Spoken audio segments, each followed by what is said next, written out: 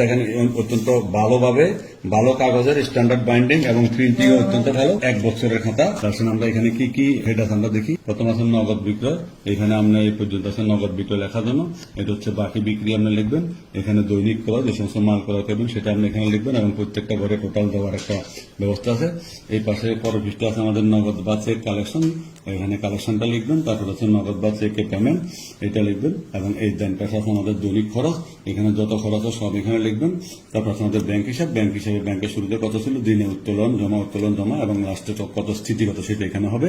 তো প্রত্যেকটা ঘর আমরা যোগ করব লেখা শেষে। প্রত্যেকটা ঘরের আমরা যোগ করার পরে আমরা চূড়ান্ত হিসাবে, এটা হচ্ছে আমাদের মূল বোঝার বিষয়। চূড়ান্ত হিসাবে দেখেন দিনের শুরুতে আছে নগদ টাকা, অর্থাৎ দিনের শুরুতে আপনার ক্যাশে যে ক্যাশ টাকা ছিল সেই টাকাটা এখানে লেখা হবে। এরপর নগদ বিক্রি, এই যে নগদ বিক্রি যে টোটালটা এখানে আসবে। এরপর আছে নগদ কালেকশন, এই যে কালেকশনের ঘর আছে, এই কালেকশনের ঘরের যোগফলটা আমাদের এখানে আসবে। এই তিনটা মিলে আমাদের হচ্ছে মোট নগদ টাকা। মোট নগদ টাকাটা আমাদের দেখা আছে বিয়োগ, এটা বিয়োগ হবে আজকে নগদ যেটা আমরা পেমেন্ট করলাম, এটা আমাদের এখান থেকে বিয়োগ হবে। বিয়োগ হয়ে অবশিষ্ট যে টাকা থাকবে সেটা থেকে আমরা আবার এই যে বিয়োগ আছে বাদ দেবো আমরা খরচ। এই যে খরচটা আছে আমাদের এখানে, খরচটা এখানে আমরা লিখে খরচ বাদ দেওয়ার পরে আমাদের যেটা থাকবে এটা দিন শেষে আমাদের নগদ টাকা সকল লেনদেনের পরে। সাপোজ ধরুন আমাদের নগদ টাকা 20,000 হয়েছে, এবার আমরা আসবো আমাদের টাকাটা ফিজিক্যালি আমরা গুনবো নগদ টাকার বিবরণের মধ্যে।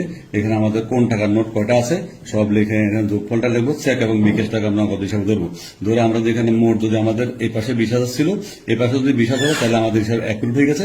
আর যদি আমাদের যদি বেশি টাকার ব্যবসা হয়, ধরুন 1,500 ব্যবসা, তাহলে বুঝতে হবে আমরা কোথাও হয়তো বিক্রয় করে লিখি নাই, অথবা খরচ করে লিখি নাই, অথবা পেমেন্ট দিয়ে লিখি নাই, অথবা কালেকশন করে লিখি নাই। তখন আমরা এগুলো খুঁজে বের করবো। আর যদি 2-1 টাকার ব্যবধান হয় বা 5-10 টাকা, তখন আমরা এখানে ধরুন আমার 20,000 আছে, এখানে আছে 19,550 টাকা, তাহলে আমরা এখানে দেবো ক্যাশ কমের মধ্যে আমরা টিকস অনুযায়ী এখানে 50 দেবো। তাহলে আমাদের অর্থাৎ বুঝবো আমরা ক্যাশে আমাদের 20,000 টাকা কথা ছিল, 50 টাকা বা 5 টাকা আমাদের কমই ছিল।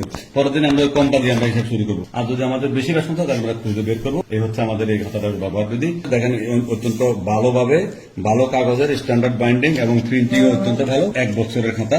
অর্থাৎ আমাদের এই কেউ চাইলে 1 বছরে 2টা ইউজ করতে পারেন 6 মাসের, অথবা যদি একটাই চান তাহলে আমাদের এই 1 বছরের খাতাও আছে। আমাদের 2টা ফরম্যাটে এই খাতাটা আছে, আপনারা যেটা প্রয়োজন মনে করেন নিতে পারেন। ধন্যবাদ সবাইকে ভিডিওটি দেখার জন্য। দেখেন অত্যন্ত ভালোভাবে ভালো কাগজের স্ট্যান্ডার্ড বাইন্ডিং এবং প্রিন্টিং অত্যন্ত ভালো 1 বছরের খাতা।